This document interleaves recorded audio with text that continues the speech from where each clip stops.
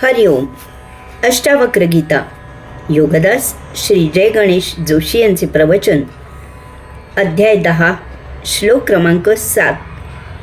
अलमर्थेन कामेन सुकृतेनापि कर्मणा एभ्य संसार कांतारे न विश्रांत म भून्मनः. भावार्थ.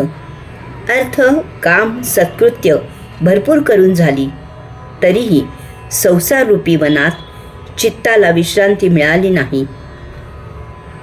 श्लोक क्रमांक 8. कृतन्न कति जन्मानी कायेन मनसा गिरा दुःख माया सदम कर्म तदप व्याप्यू परम्यता. भावार्थ.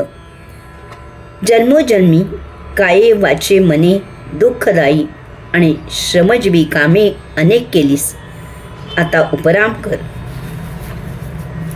या 2 श्लोकांमधून अष्टावक्र मुनी मानवी जीवनाचा सिद्धांत सांगत आहेत. प्रथम त्यांनी साधारणपणे मानव जीवन कसे जगतो आणि त्याचे त्याला सर्वसाधारणपणे फळ काय मिळते ते सांगितले आहे. त्यानंतर ते शाश्वत शांतीसाठी कैवल्यानंदासाठी उपाय काय करावा त्याचा उपदेश करत आहेत. प्रत्येक मानवाने आणि साधकाने आवर्जून ग्रहण करावा.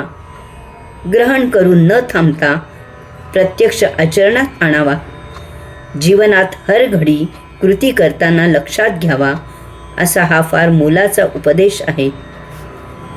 अष्टावक्र मुनी सांगतात की अर्थ काम सत्कृत्य भरपूर करून झाली. मानवाला वाटते की भरपूर पैसा मिळवला की जगातील सारी सुखे आपल्या दारी लोळण घेतील. पैशाने सर्व काही प्राप्त करता येते. पैसा हेच सुखी आणि आरामदायी जीवनाचे मूलभूत साधन आहे. यास्तव जीवनात मानव आपले सारे लक्ष पैसे मिळवण्यावर केंद्रित करतो.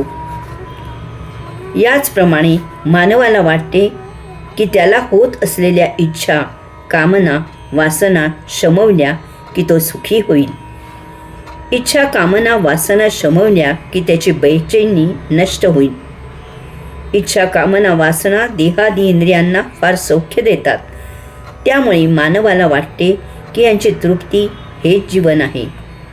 यास्तव मानव जीवनात इच्छा कामना वासना शमवण्यासाठी आटोकाट प्रयत्न करतो. त्यासाठी प्रसंगी तो अयोगी कृत्यही करतो.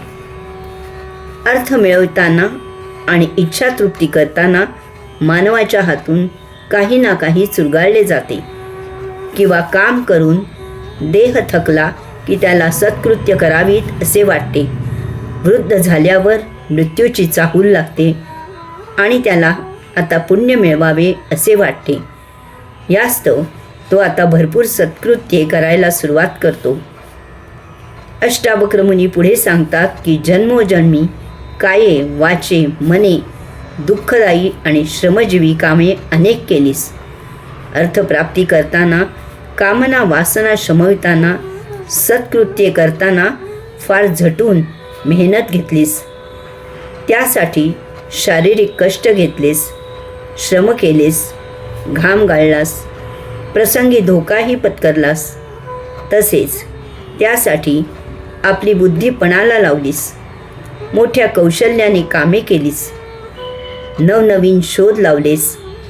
सर्वांना बरोबर घेऊन सलोख्याने कामाचा उरक केलास. त्याचबरोबर मानसिक यातना दुःखे सहन केलीस.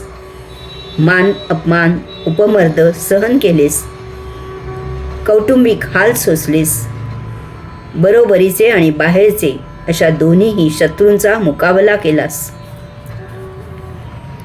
अष्टावक्र मुनी पुढे सांगतात की तरीही संसाररूपी वनात चित्ताला विश्रांती मिळाली नाही.